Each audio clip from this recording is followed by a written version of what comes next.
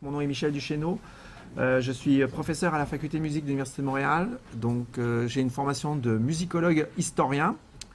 Donc, ça va peut-être expliquer une partie de l'approche de ce que je vous présente avec Irina. Je suis aussi le directeur du centre de recherche qui est affilié à la faculté de musique, donc qui est l'Observatoire interdisciplinaire de création et de recherche en musique, donc qui est un regroupement stratégique qui réunit une quarantaine de chercheurs québécois, membres réguliers, mais autant d'associés et à peu près 300 étudiants des deux cycles, donc maîtrise et doctorat, ainsi que des stagiaires post-doc. Et parmi les laboratoires importants du centre de recherche, il y en a un sur histoire, musique et société, dans lequel il y a une branche sociomusicologie. Et c'est dans cette branche qu'on retrouve tous les projets sur les publics de la musique, qui nous ont amené notamment à la création d'un DESS en médiation de la musique, inspiré par le travail de mes collègues Hyacinthe et Cécile à Paris, mais aussi d'un groupe de recherche autour des publics de la musique, et public avec un S et musique avec un S, donc dans la mesure où on s'intéresse à une variété de répertoires, tel que aussi la faculté peut le représenter dans la mesure où plusieurs disciplines musicales sont enseignées aux 3 cycles. Voilà. Et donc, je prendrai la parole avec Michel. Donc, je suis Irina Kirchberg, je suis postdoctorante à la faculté de musique de l'Université de Montréal. Je suis en fait diplômée d'un doctorat en musicologie que j'ai réalisé sous la direction de Hyacinthe Ravet, qui est là au 2e rang, donc à Paris-Sorbonne, avec un angle sociologique dans mon travail de thèse. Donc, j'allie ces 2 disciplines dans mes travaux. C'est ce qui va expliquer peut-être la teneur du propos que l'on va avoir. Et je suis arrivée à Montréal pour réaliser mon postdoctorat dans cette équipe de recherche sur les publics de la musique,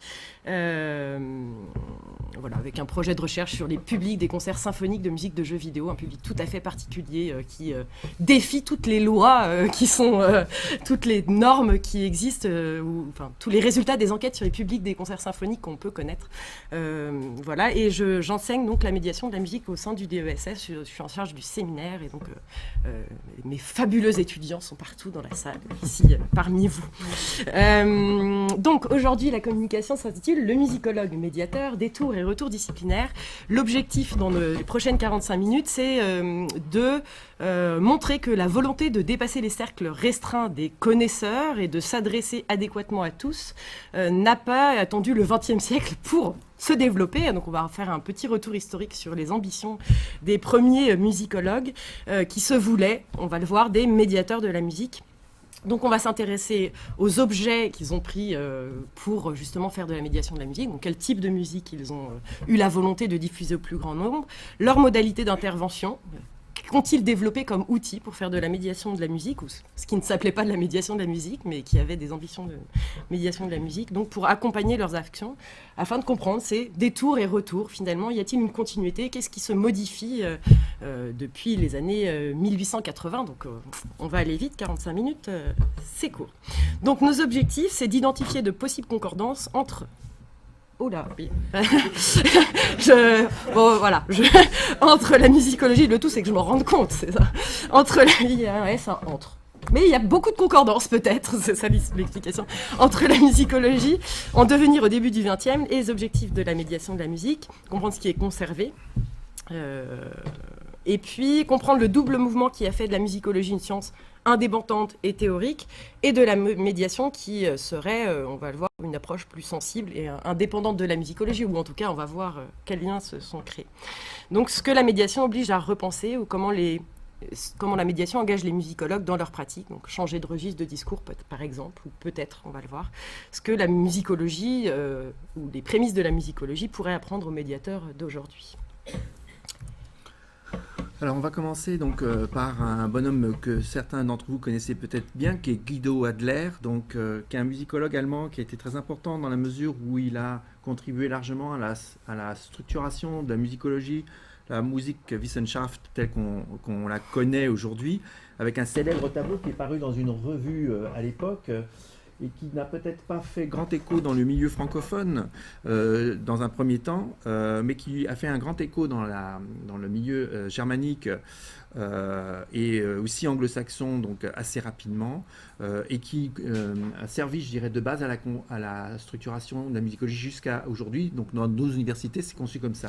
Alors, je ne rentrerai pas dans les détails, simplement vous souligner que c'est le moment où la musicologie, comme d'autres sciences, je pense notamment aussi à la sociologie par exemple, vont tenter de se constituer comme des sciences autonomes, donc avec le développement d'un langage technique, des structures d'enseignement spécialisées, alors surtout dans le monde anglo-saxon. Donc j'y reviendrai, mais la question de la structure de l'enseignement supérieur de la musique donc en Allemagne aura un impact assez important sur le développement de la discipline, notamment parce que ça va se faire à travers le séminaire. Le séminaire étant un lieu donc, de travail relativement privé qui permet au projet de recherche de se développer dès le début. Donc les séminaires qui vont être développés dans les universités allemandes donc, dès la fin du 19e siècle, ça va être l'occasion pour les jeunes musicologues de développer leur propre projet de recherche, ce qui n'existe absolument pas dans le milieu francophone et surtout pas dans le milieu français à l'époque, où on va passer par un autre mode de communication et le mot va teinter à vos oreilles, c'est le mode de la conférence. Mais je vais y revenir après. Donc, ce qui est aussi important, c'est une époque où vont se diviser de façon à peu près définitive la critique et la musicologie. Et ça, c'est un autre aspect très important, ce qui veut dire qu'on va distinguer le discours critique, c'est-à-dire critique musicale, tel qu'on l'entend aujourd'hui, du discours musicologique, scientifique, qui sera un autre type de critique, basé évidemment sur les faits fondamentaux, notamment l'étude du langage musical.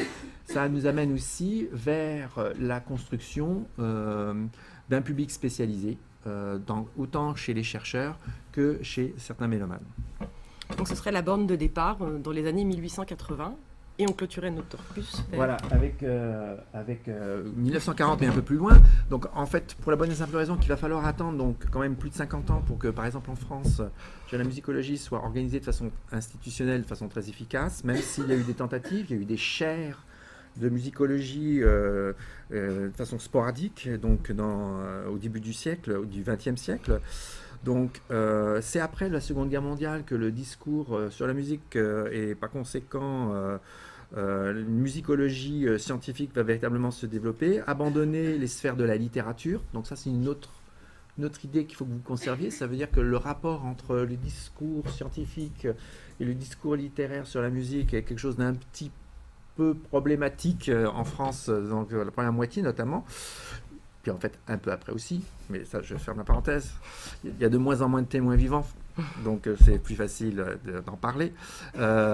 Mais en 1951 on va créer l'Institut de musicologie et par conséquent là c'est le coup d'envoi de l'institutionnalisation de la musicologie dans le milieu universitaire et par conséquent de changement de dynamique important. Donc c'est l'apparition par exemple d'une réflexion théorique sur l'analyse musicale par exemple, ce qui existe dans le monde allemand depuis nettement plus longtemps, puis dans le monde nord-américain depuis aussi assez longtemps. Et c'est aussi donc un moment où la musicologie va quitter notamment dans le milieu francophone, on va dire une sphère qui est habitée par des amateurs, car en fait, bien des personnages que l'on pourrait qualifier aujourd'hui de musicologues de la fin du 19e jusqu'au milieu du 20e siècle sont en réalité des amateurs éclairés. C'est-à-dire c'est des avocats, c'est des notaires. D'ailleurs, la profession du droit est très représentée chez les premiers musicologues. Et on réfléchira à ça une autre fois, mais c'est intéressant quand on parle des métiers, de voir quels étaient les métiers en réalité de ces gens-là. Plusieurs musicologues étaient des gens fortunés, donc ils pratiquaient leur métier de façon en toute indépendance, publiaient par leurs propres moyens. On pense à Coussemaker, par exemple, pour la musique médiévale au XIXe siècle, jusqu'à Henri Prunière, dont on va reparler, qui était un musicologue, donc spécialiste de la musique italienne du XVIIe siècle, c'est la musique française de la même époque, qui a aussi fondé la revue musicale qu'il finançait en bonne partie. Donc, en fait, cette question donc, de quitter la sphère amateur et par conséquent, c'est un changement de régime de discours, et pour nous, est assez important à retenir. Et ça va être aussi en conjonction, ça va en conjonction avec l'arrivée de Malraux, donc quelques années plus tard, au ministère de la Culture, la création donc de ce ministère, et aussi donc l'implication de l'État donc dans la structuration du milieu culturel et dans son financement. Donc là, il y a un moment de conjonction qui n'est pas inintéressant et qui aura donc des conséquences dans les deux sens. Donc, pour le plan de la présentation, on va partir d'abord sur les objectifs poursuivis par ces pionniers de la musicologie. Dans un deuxième temps, on parlera des modalités de mise en œuvre de ces objectifs. Et puis, musicologue médiateur, on parlera des critiques qui peuvent être formulées à ces premiers musicologues médiateurs et voir si elles trouvent des prolongements aujourd'hui, si elles nous obligent toujours à réfléchir aujourd'hui. Alors en fait, ce qu'il faut penser, c'est que lorsque la musicologie en France se développe, ça veut dire donc à l'orée du XXe siècle, il ne faut pas oublier qu'on est à peu près au milieu de la Troisième République, et que par conséquent, je veux dire, le développement de la discipline est accompagné d'un certain nombre de préoccupations sociales très importantes, notamment celle donc de l'accessibilité. Donc cette question d'accessibilité accompagne à peu près toutes les sphères de la société sous la Troisième République, et par conséquent la nôtre. Et c'est à partir de cela que donc, on va travailler tout au long de la séance. Alors, la première chose que je souhaitais souligner, c'est en fait le rapport que l'on a à la musique est assez particulier. Donc si on relit la citation, je l'aime beaucoup, hein, celle-là. Donc c'est Romain Rolland qui parle de ça et ça va avec la citation. La musique, donc on est en 1900, quand il écrit ça, on est en 1918, hein, je pense. La musique ne passait pas auprès des gens sérieux pour une étude sérieuse. C'était un art d'agrément, un talent de société. On eût trouvé plaisante l'idée d'en faire une matière d'enseignement scientifique. Et jusqu'à aujourd'hui, les histoires générales de l'art se refusèrent à lui accorder une place, si réduite qu'elle fût. Donc, on voit déjà transparaître une difficulté. C'est-à-dire que la musique, dans la société notamment française, est considérée comme un art d'agrément, mais en fait, c'est plus pénible qu'autre chose. Et c'est compliqué. Donc, pour les musicologues en développement à l'époque, dont Romain Rolland fait partie de la première équipe, hein, je pense que ça c'est important de le retenir.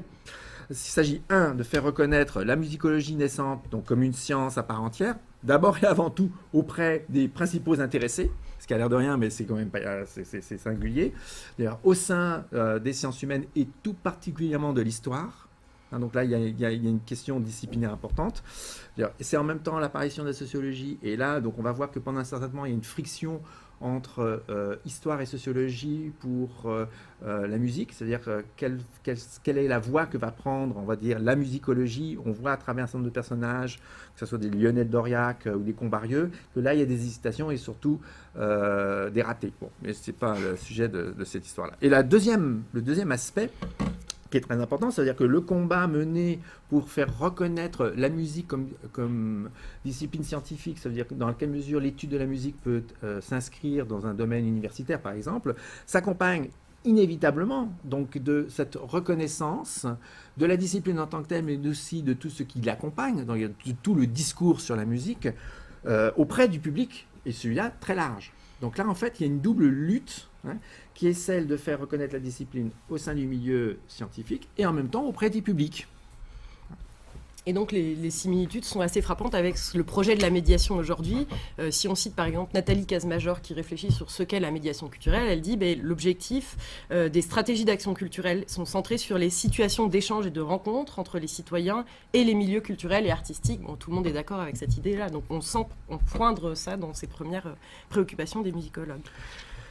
Bon, alors en fait, on fait quelques sauts dans le temps parce que je pense que c'est important. Je vous ai déjà parlé donc, de ce personnage, donc Henri Prunière, qui est un musicologue et qui est un directeur d'une revue assez importante à l'époque qui s'appelle la Revue Musicale. Donc il va être actif entre 1920 et 1940.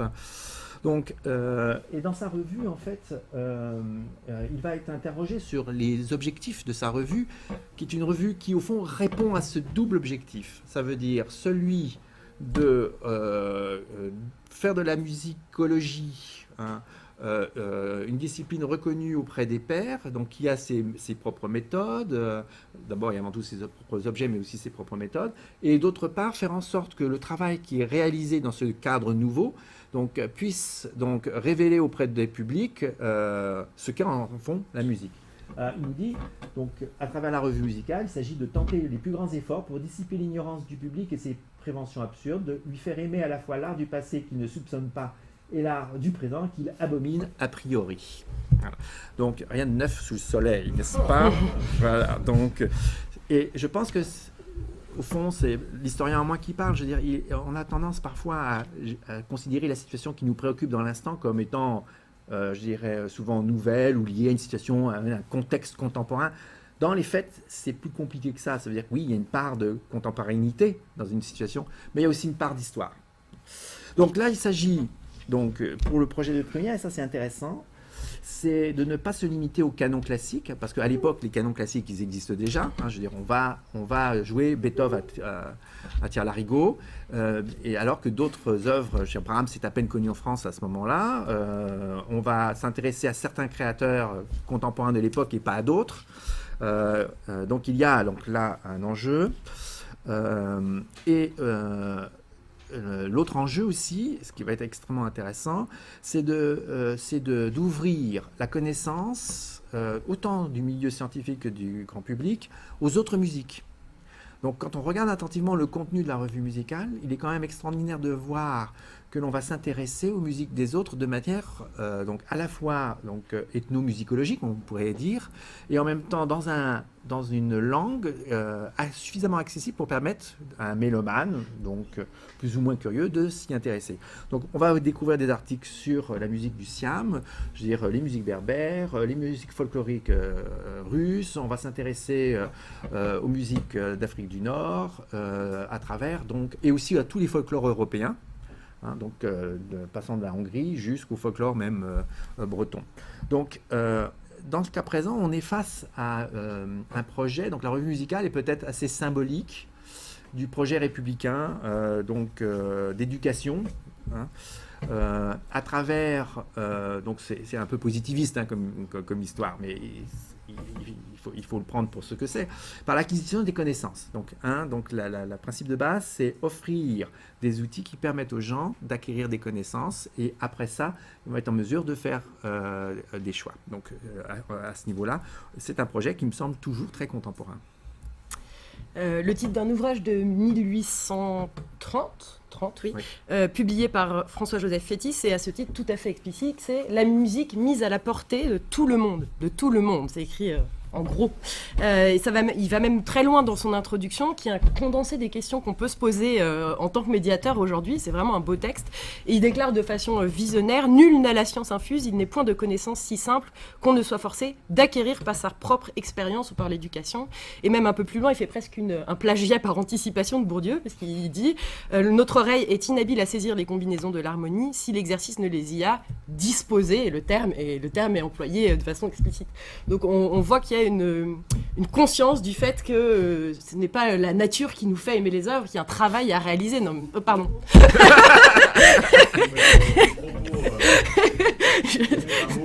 C'était vraiment pas... Non, mais...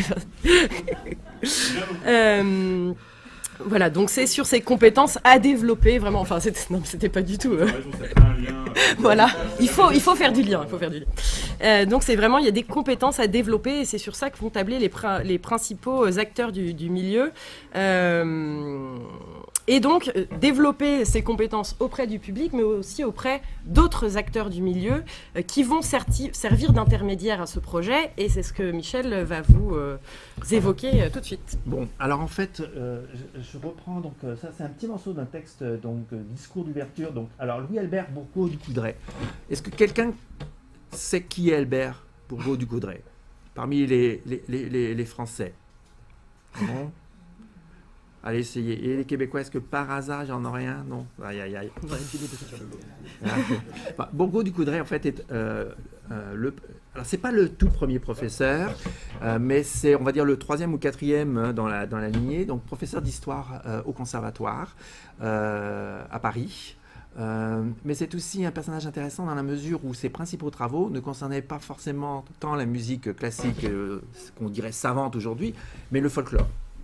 Donc c'est une nuance fort intéressante et c'est un personnage qui mérite son attention parce qu'il avait toute une réflexion sur ce que pouvait apporter l'histoire, notamment à tous ses étudiants qui étaient essentiellement des interprètes. Et c'est un petit bout de son discours de l'ouverture du premier congrès international d'histoire de la musique. Alors en fait, on pourrait dire, entre parenthèses, musicologie, hein, donc en 1900, donc lors de l'exposition universelle à Paris. Je vous ai rappelé la faveur croissante avec laquelle le public accueillait nos efforts. Donc il parle de ses cours au conservatoire. Pour que l'étude de l'histoire pût contribuer à élever le niveau du goût et de la production artistique, il était indispensable d'intéresser à nos travaux non seulement les savants, donc il pense donc, aux collègues, mais aussi les artistes, non seulement ceux qui écrivent et qui savent, mais encore ceux qui interprètent ou qui créent. Donc en fait, ça revient donc à cette idée donc, du fait que les opérations de communication autour du savoir musical devaient s'appliquer non seulement évidemment à un vaste public, mais aussi à ceux et les principaux intéressés, donc qui semblaient relativement loin donc de ce champ d'expertise. Hein. Donc évidemment nulle part il y a le mot de médiation, mais on peut comprendre qu'il y a quelque chose là. Donc, dans cette déclaration de Louis Helbert, il y a deux idées qui sont importantes, enfin en tout cas qu'on retrouve aujourd'hui, c'est-à-dire de faire des mécanismes d'alliance entre les médiateurs ou entre les musicologues et les instrumentistes qui vont être des relais. On va les outiller pour qu'ils soient à même d'être les relais, les appuis auprès du public pour les aider à décoder les œuvres. Et cette idée de musicien médiateur dont on parlait tout à l'heure va dans ce sens. Donc, qu'ils puissent défendre la matière musicale, je crois que c'est ce qui a été dit tout à l'heure. Outre l'outillage, il s'agit aussi de sensibiliser les musiciens eux-mêmes à l'importance de la cause, de réfléchir à cette profession de musicien dont parlait Thierry en introduction. Et... je continue, oui. Et donc, on retrouve aussi ce que Cécile Prévost-Thomas et Pauline Vesely ont vu quand elles ont observé l'Orchestre français des jeunes et les activités de médiation qui sont mises en place dans ces orchestres. Dans un article, elles disent que les formations de médiation qui sont offertes dans cet organisme ont pour objectif que les jeunes musiciens, en prenant conscience de leur rôle citoyen, soit plus tard, à plus ou moins long terme, de s'exprimer et de mieux s'engager dans la dynamique d'un processus d'accessibilité des œuvres auprès des publics empêchés et idéalement auprès du plus grand nombre.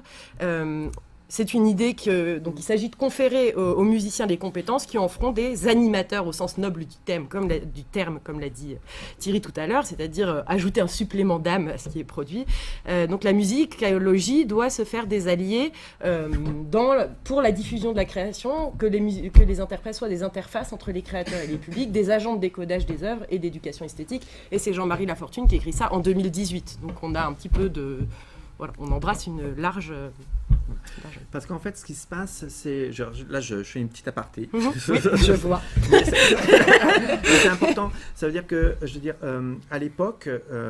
alors, il y a une fracture qui aujourd'hui nous semble l'art actuel, depuis, la deuxième moitié du XXe siècle, la création contemporaine par exemple. Il y a une fracture entre le public et la musique contemporaine, l'intercontemporain. C'est un défi de tous les instants.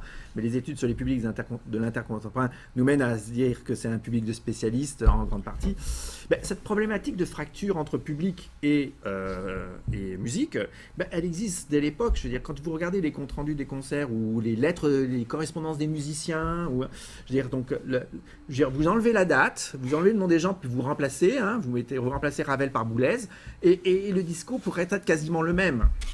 Donc en fait, cette question de fracture et cette problématique donc de créer des dispositifs, c'est des termes contemporains, on est dans une autre dynamique à l'époque, c'est pas le vocabulaire qu'on va employer, mais il y a une préoccupation. Et alors, un des dispositifs que l'on va mettre en place, qui pour nous aujourd'hui n'en est pas un, mais à l'époque en était un, c'est de faire quelque chose de tout à fait singulier, c'est-à-dire de créer des entreprises spécialisées. Donc, qui allaient établir le lien entre les compositeurs et les publics, c'est-à-dire c'est les sociétés de musique contemporaine. C'est une invention pour permettre de créer un lien, donc de réunir un public, donc de créer un lieu, on va créer un lieu d'appartenance, on va créer un sentiment d'appartenance à une communauté avec laquelle on va partager les mêmes plaisirs. Donc c'est la naissance des sociétés de musique contemporaine dès la fin du 19e siècle. Donc c'est un moment assez stratégique. Et justement, donc on va partir sur ces façons de créer du lien. Tous ces objectifs donc, vont passer par la création de plein d'outils qui vont permettre d'intervenir pour rendre les musiques accessibles au plus grand nombre. Donc tout un appareillage matériel et symbolique pour faciliter cet accès à la musique. Alors, donc, la question de la conférence. Donc, c'est certain que c'est le modèle peut-être le plus primitif, n'est-ce pas, de médiation de la musique. Mais en fait, il est vieux, non pas comme la Terre, mais presque. Hein. Mais quand on pense à ce qu'était la conférence à l'époque, elle a été conçue dans cette dynamique spécifique. Ça veut dire qu'il s'agissait à la fois de mettre en valeur les travaux des musicologues, c'est-à-dire donc de présenter une réflexion sur un répertoire, un corpus, une œuvre en particulier. Donc, mais à un public large. Donc il ne s'agit absolument pas de conférences comme on les a aujourd'hui dans nos colloques spécialisés, où dans la salle il y a 30 spécialistes de la double croche chez Claude Debussy dans telle œuvre. Mais dans le cas présent, c'est pour un public très large, parce que ces conférences ont lieu dans des institutions évidemment ouvertes au public, notamment parce que tout est gratuit. Hein. Donc, et une des institutions importantes sera donc l'école des hautes études sociales, donc je vais y revenir. Donc en 1902, donc, Roland donc, écrit à Tiersos, donc, suite au congrès de musicologie, une lettre où en fait l'idée donc, apparaît très clairement. Il s'agirait maintenant d'introduire l'histoire de la musique. On commencerait par quelques conférences après Pâques, soit vers la fin d'avril. L'essai pourrait être intéressant. Hein. Donc là, on dit qu'est-ce qu'on va faire pour faire en sorte que tout ça marche? Le patronage des chefs de l'université lui donnerait quelques retentissements, hein, vive la com, et la musique prendrait enfin en France la place qui lui est due dans l'ensemble des sciences historiques.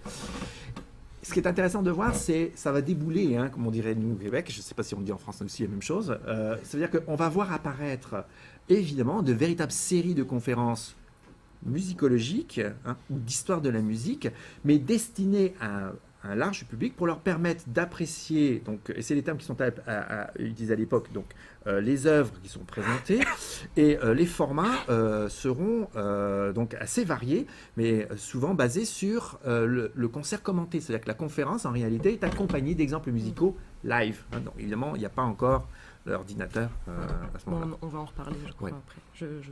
Oui. Bon, c'est bon. Donc, alors, cette question, donc, évidemment, Romain Rolland n'est peut-être pas tout à fait conscient, peut-être si, mais il a peut-être oublié Fétis. Mais c'est peut-être parce que Fétis est belge. Oui. Non, c'est peut-être pour ça.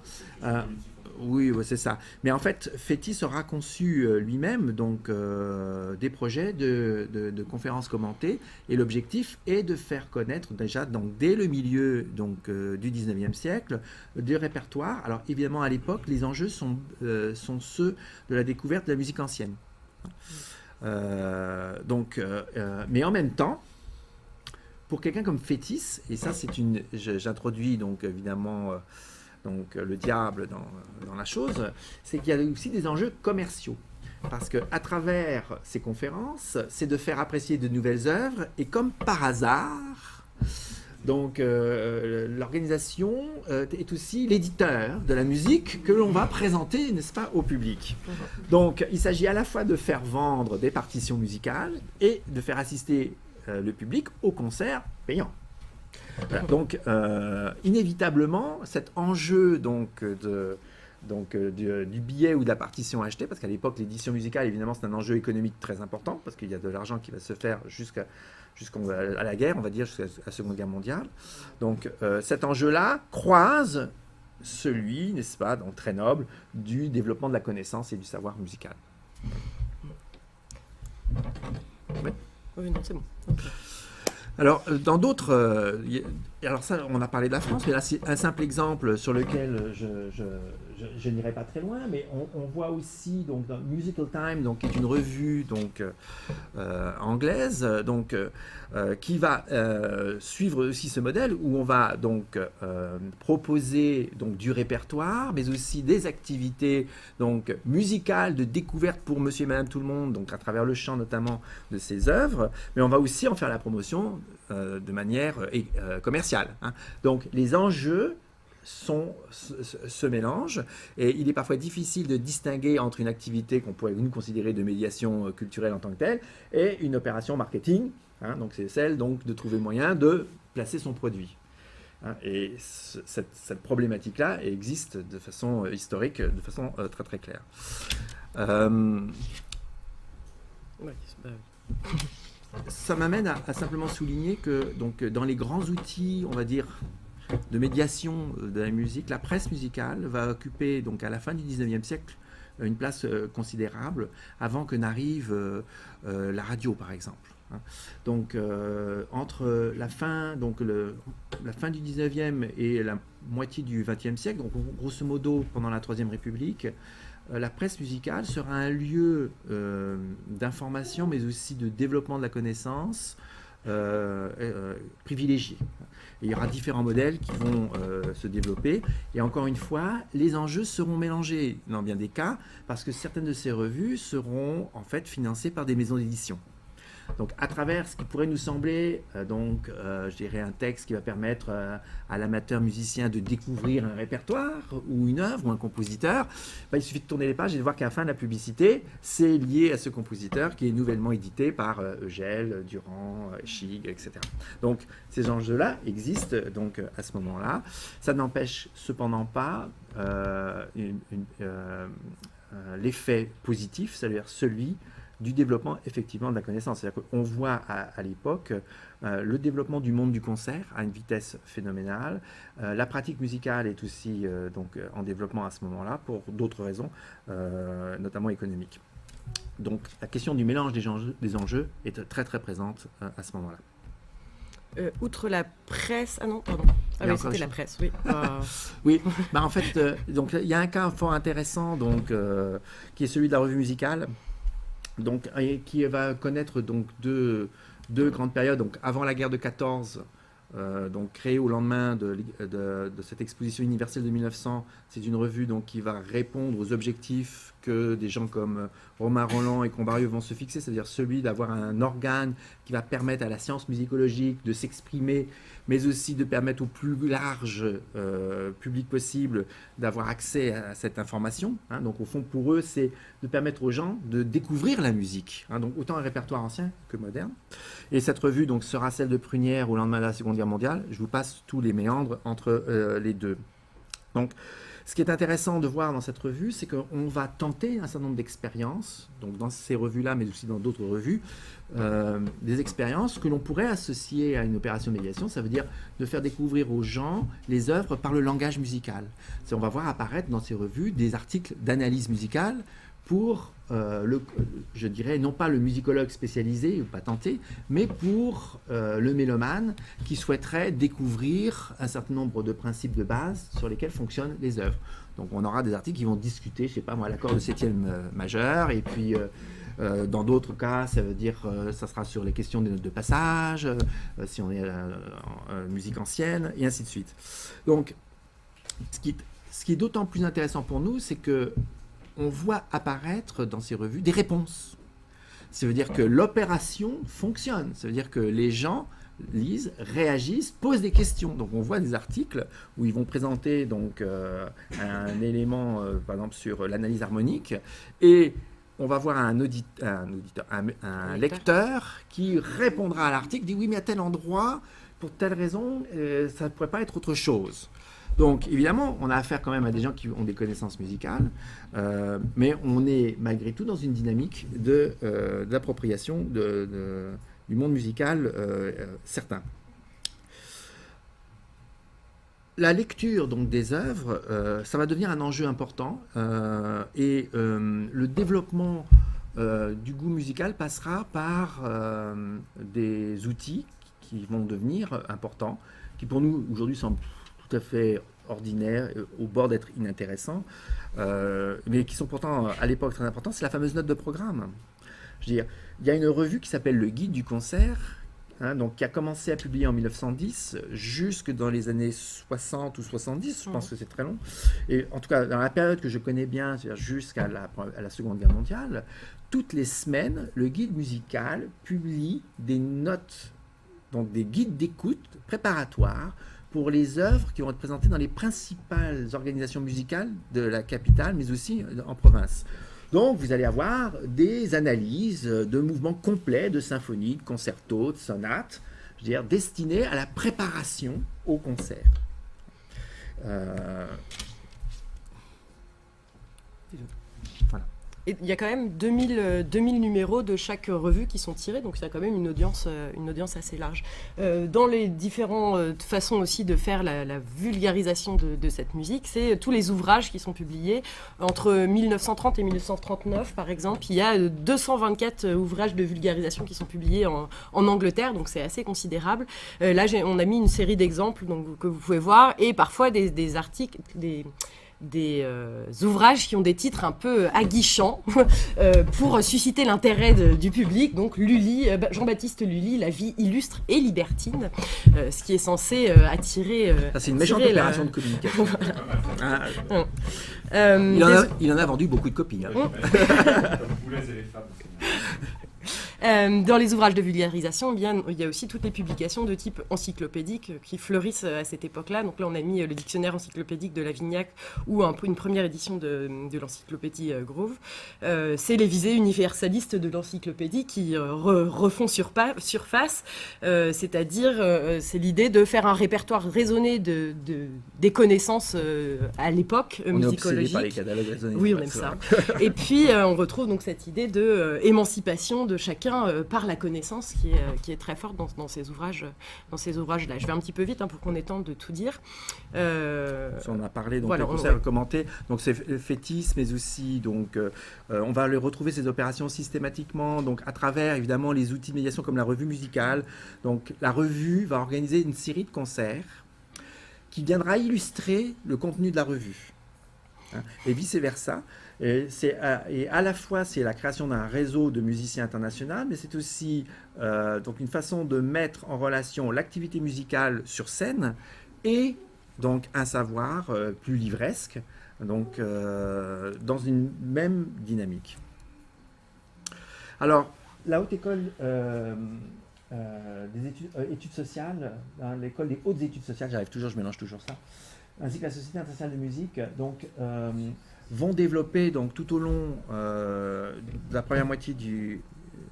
Donc sciences sociales dans le EHESS. Non, à l'époque c'est ça. C'est ça, c'est l'ancêtre. Ouais, c'est ça. Ouais. Alors ce qui est important de savoir, c'est que au fond, cette école elle est très importante parce que on va associer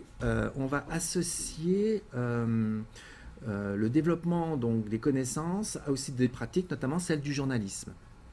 Parce que cette école donc, se caractérisera par... il y a des branches, et l'une des grandes branches de cette école, c'est le journalisme. Donc ça va teinter toutes les autres branches, notamment celle des arts, où on va être dans une dynamique de communication. C'est-à-dire c'est le développement des méthodes et d'une éthique de la communication de l'information. Et ça va reteinter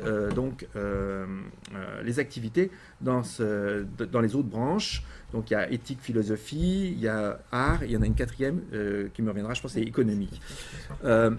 Romain Rolland donc, sera l'un des animateurs. On aura aussi des gens comme Pierre Aubry.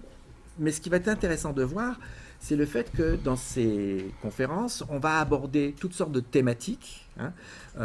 C'est un véritable programme d'enseignement de la musique, comme on pourrait le retrouver à l'université. Vous avez des conférences sur la musique antique, des conférences sur la musique de la Renaissance, de la musique baroque, du XVIIe, du XVIIIe siècle, mais dans une dynamique donc, qui est à cheval entre le journalisme et le cours d'histoire musicologique universitaire, destiné à un public très large.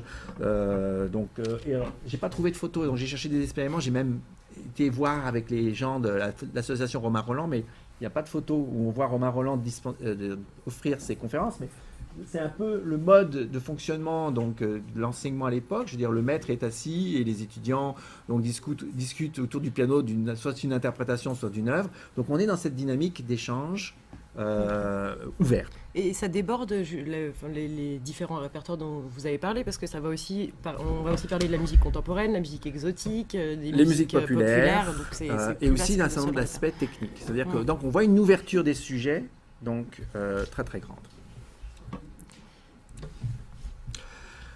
Alors oui, il y a une revue donc, qui mérite que l'on s'y intéresse parce que c'est la première revue musicale véritablement illustrée, donc c'est Musica, donc, qui va publier entre 1897 ou 98 jusqu'en 1914.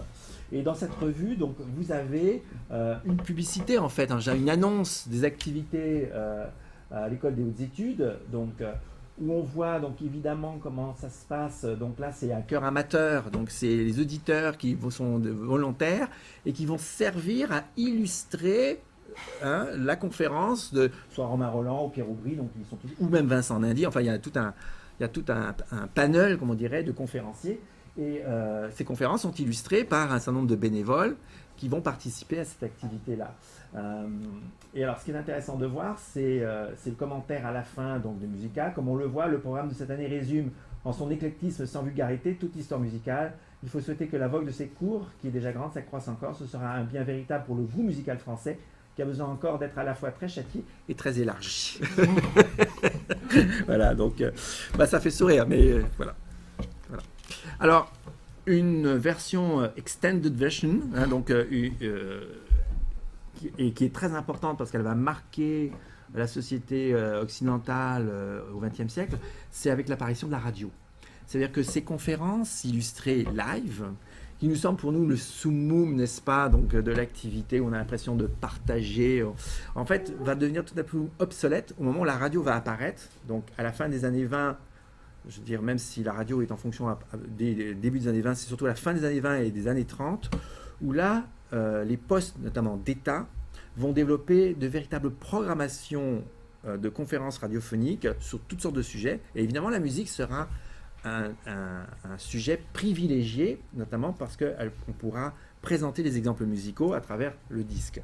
Donc, des conférences qui vont être données par des musicologues, mais aussi des artistes, des musiciens, des compositeurs, et qui seront choisis, et là j'en reviens à l'idée de tout à l'heure, par leur capacité à faire, à la construction de ce discours, à aller chercher les éléments, donc des œuvres musicales ou liées à leur pratique, qui vont éclairer l'auditeur.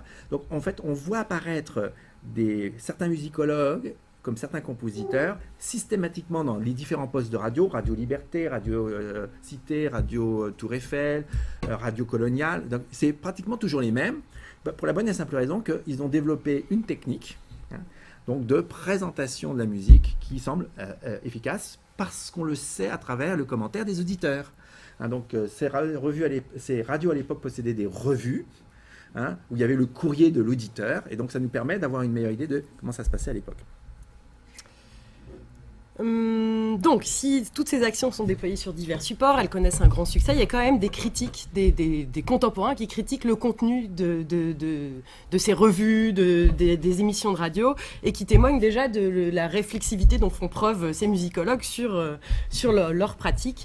Par exemple, Virgil Thomson écrit dans un ouvrage dont vous voyez la couverture ici que la musique parfois n'est pas enseignée ou transmise, mais qu'elle est prêchée. Donc c'est une vulgarisation un peu autoritaire, on va dire. C'est la critique de ce modèle presque caritatif de cette diffusion de la culture qui finalement conçoit juste le fait de partager comme un bienfait ou comme l'accomplissement d'un don vis-à-vis des plus démunis intellectuellement, disons. Donc les contemporains de l'époque critiquent dans certains de ces ouvrages qu'ils disent construits sur le modèle de la conversion. On va convertir le plus grand nombre. Et Nathalie Montoya actuellement s'intéresse à ce modèle caritatif qui peut être adopté par certains médiateurs culturels, et elle met en garde ces médiateurs sur le modèle caritatif sur leur criante absence de regard critique porté sur l'efficacité des actions. C'est-à-dire qu'elle engage quand même tous les médiateurs à s'interroger sur l'efficacité de ce qu'ils produisent. Virgil Thomson, donc à l'époque, se dit « Je ne vois pas comment un tel prosélytisme irréfléchi et pseudo-technique peut contribuer à la diffusion de la véritable culture musicale. » En fait, Thomson dit que cette tentative de vulgarisation est presque pire qu'un langage que le langage hautement théorique peut être nuisible à cette vulgarisation, mais en même temps on est dans le balancement, on est dans un balancement. Attendez, parce que je veux aller vite, puis ça marche pas. Voilà, la vulgarisation aussi extrême, donc cette absence de langage technique peut aussi échouer à créer le contact. Je vais y revenir après.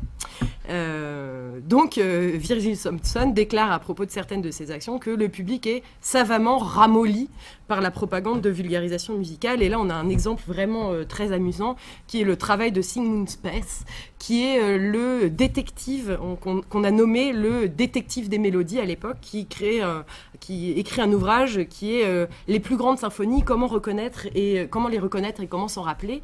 Et il propose de mettre des paroles sur les thèmes des mélodies pour que les gens soient capables de se rappeler des titres des mélodies. Alors il dit, je reste en lien authentique avec le projet des compositeurs, puisque la pastorale, je vais mettre des paroles champêtres voilà, sur la mélodie.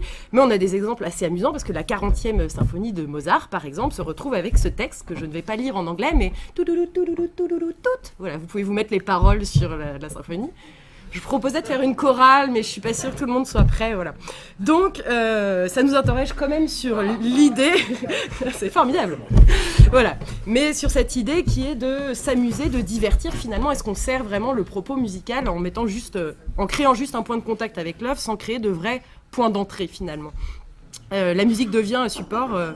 C'est un simple support finalement. Et on a l'impression qu'on rajoute un niveau sémantique sur quelque chose qui est déjà plein de sens. Donc est-ce qu'on crée vraiment un lien ? On est vraiment loin d'une formation discernement, c'est-à-dire une capacité à s'orienter dans la proposition artistique que favorise finalement la médiation. C'est pas simplement une mise en contact, c'est la possibilité de s'outiller pour réfléchir à ce qu'on nous propose musicalement. Là, c'est plus un moyen mémotechnique ou un réflexe de Pavlov, quoi. On va voir les paroles qui nous reviennent et on peut reconnaître la musique. Et pourtant, Spaeth s'était posé une question, il s'était dit que c'est vraiment un grand problème de ne pas écraser les gens sous des termes techniques et en même temps de ne pas réduire la musique à du chamallow, finalement, le discours sur la musique. Donc ce problème, il reste entier aussi pour les médiateurs d'aujourd'hui. Et Edith Brunette, qui est une artiste contemporaine au Canada, elle fait des discours qui sont à charge contre la médiation, où elle dit la médiation est parfois une novlangue idiote, accompagnée de schémas et d'un surplus de communication inutile. Et en fait, elle nous oblige à nous poser la question de que fait-on quand on fait de la médiation ? Est-ce qu'on rajoute du sens sur du sens sans que ça soit producteur et efficace. Et à l'époque, déjà en 1880, certains musicologues réfléchissaient à ce problème et pour contourner ce problème, finalement, empruntaient la voie de la métaphore pour essayer de faire avec ce problème. Alors en fait, une manière d'aborder la musique, donc sans avoir à employer un discours spécialisé, ça va être celui de la métaphore. Alors dans les métaphores les plus célèbres, je veux dire, il y a un auteur qui est un philosophe donc très connu, est un homme absolument remarquable, je veux dire, qui est Jankélévitch, qui a fait un certain nombre de philosophes qui s'est intéressé à de nombreux sujets, dont la musique, et il a publié des biographies de Fauré, de Debussy. Donc là, c'est un extrait d'une biographie, de la biographie de Fauré. Alors, je ne sais plus de quelle œuvre il parle, vous me pardonnerez ça, mais donc, il parle d'un passage harmonique très précis. Il dit « Vois, le dernier embryon agonise à tes bagues, quelques bécards se découpent dans la pénombre épaisse de ré bémol, et par ses échancrures, une blême lueur vient blanchir les septièmes parallèles qui montent vers l'aigu aspiré par les premières étoiles. » Donc, c'est bon. Alors, un musicologue critique donc assez connu qui est Boris de Schlotzer. Donc à l'époque, on est donc dans les années 40, donc va se questionner sur ce discours, qui est censé donc faire apprécier une œuvre musicale. Dans des phrases de ce genre, je pourrais en citer beaucoup. Certains s'y délecteront peut-être. Selon moi, elles rentrent dans la catégorie de cette littérature, de ces rêvasseries, de ces bavardages. Donc, pour une étrange et comique inconscience, l'auteur nous parle avec le plus grand mépris. Donc, parce qu'évidemment, Jankélévitch semble ne pas se rendre compte que lui-même fait ça. Donc, cette question de la métaphore va devenir donc une grande problématique. Ça veut dire que pendant un certain temps, donc notamment pour la musicologie de langue française, je veux dire, par rapport à la discipline en langue allemande ou en langue anglaise, donc l'usage de la langue sera donc particulier, et on va reprocher donc à cette musicologie, donc dans une dynamique donc de relation avec un public plus large, parce que le monde de l'édition, il faut penser à tout ça, c'est-à-dire que le monde de l'édition musicologique est intimement lié à un monde de l'édition en général, et les ouvrages sont destinés à se vendre au plus grand nombre et non pas à un public spécialisé. Donc, la spécialité du langage scientifique ne permet pas la production de ces ouvrages à grand tirage. Donc, cette difficulté-là va être difficile à surmonter, et ça sera une des principales critiques que l'on aura donc, de cette musicologie, je dirais, destinée à tous, à tout le monde, comme aurait dit Fétis. Ça veut dire qu'on ne permet pas de vraiment faire un travail méthodique et réfléchi sur la musique tant qu'on utilise un discours métaphorique de ce type-là. Alors, après la métaphore, il y a aussi la question de l'apparition du sensible. On en a discuté, et ça se traduit de façon un peu singulière, mais donc on voit que le questionnement du rapport à la musique et de la manière dont on peut établir un lien avec le public passe aussi peut-être par autre chose que la simple connaissance, mais aussi par une expérience sensible. Et à travers un questionnaire que le guide du concert, ce fameux guide du concert dont je vous ai parlé tout à l'heure, nous révèle en 1900, on se pose la question de la présence du musicien sur scène. Dans quelle mesure sa présence joue-t-elle un rôle dans l'expérience musicale, hein, et est-elle nécessaire? Est-ce qu'elle nous empêche de vivre l'expérience musicale? Ou au contraire, est-ce qu'elle nous apporte quelque chose de plus à l'expérience? Et il y a un commentaire assez intéressant de Chevillard donc, qui nous dit « Un chef d'orchestre est malvenu pour prôner une audition visible. J'estime cependant qu'un orchestre bien discipliné n'est pas une chose déplaisante à voir et qu'une direction expressive peut aider à la compréhension de l'auditeur. Hein. Ce que ces choses gênent, donc à fermer les yeux, c'est encore la plus simple de toutes les combinaisons. » Mais ce que Chevillard veut dire par là, c'est qu'au fond, la présence du musicien peut au contraire établir un lien. Donc on parlait tout à l'heure de la médiation par sa propre présence. Donc il y a cette sensibilité qui existe déjà à l'époque et qui est soulevée par un certain nombre d'artistes qui sont donc très proches de cette dynamique. Je tiens à souligner que Chevillard, comme Lamoureux, sont des chefs d'orchestre qui vont avoir une grande préoccupation de partage de la musique auprès du public.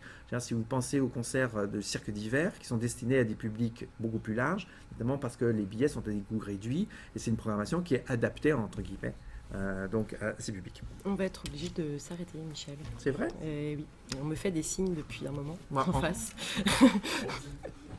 On va peut-être finir sur la rhétorique du finalement, oui, on peut. Donc finalement, on retrouve les préoccupations des musicologues que connaissent bien, c'est-à-dire cette idée d'ouvrir un espace de l'entre-deux, et c'est ce que dit Marie-Christine Bordeaux, c'est-à-dire de créer un espace intermédiaire qui n'est ni celui de l'un ni celui de l'autre, mais où s'ouvre une figure, une fiction, un espace imaginaire où quelque chose peut être joué. Et dans cette rhétorique, c'est quand même ça qu'on retrouve. Et quand Cécile Prévost-Thomas citait le dernier article de Sylvie Brébrier, c'était cette idée de médiation comme approche sensible, intersubjective, ça allait quand même dans ce sens. Donc dans ces articles-là, on avait déjà des prémices de ça. On avait plein de choses à vous dire sur ce que font les musicologues aujourd'hui, des exemples formidables de capsules qui sont réalisées sur qu'est-ce que le jeu parlé, c'est-à-dire une recherche musicologique, comment elle peut être diffusée au plus grand nombre. Rémi Campos a créé un documentaire qui a été vu par plus de 25 000 personnes. Les étudiants en musicologie de la faculté qui créent des capsules, donc des notes de programme vidéo pour l'Orchestre symphonique de Montréal, donc qui envahissent de nouveaux médias, les lettres d'information qui sont créées justement par des grands organismes de recherche en musicologie comme Arttips, comme Music Tips par exemple, où on peut recevoir chaque semaine des petites informations avec des possibilités d'écouter de la musique sur un phénomène amusant de la vie musicale, comme la création du théâtrophone qui permettait de décrocher son téléphone et écouter une représentation d'opéra, les musicologues, les ethnomusicologues qui créent des ateliers de découverte de la musique, de différentes musiques du monde, et qui sont des ateliers participatifs où chacun va apprendre à chanter des chants de gorge Inuk ou je ne sais quoi. Enfin voilà, donc les musicologues sont des acteurs de la médiation musicale aujourd'hui, et c'est intéressant. Je voudrais juste afficher cette dernière diapositive. On avait plein de choses cool à vous dire, mais finalement, quand Clément Lebrun, qui est quand même un médiateur extrêmement connu, en tout cas en France, il précise musicologue, médiateur, musicien, et il sépare les trois, et je me disais c'est une bonne fin finalement. Pourquoi on est obligé de séparer les trois, ou pourquoi on précise qu'on est les trois? Est-ce que comment les uns débordent sur les autres finalement? Je trouve que cette signature elle nous oblige à nous poser des questions. Voilà.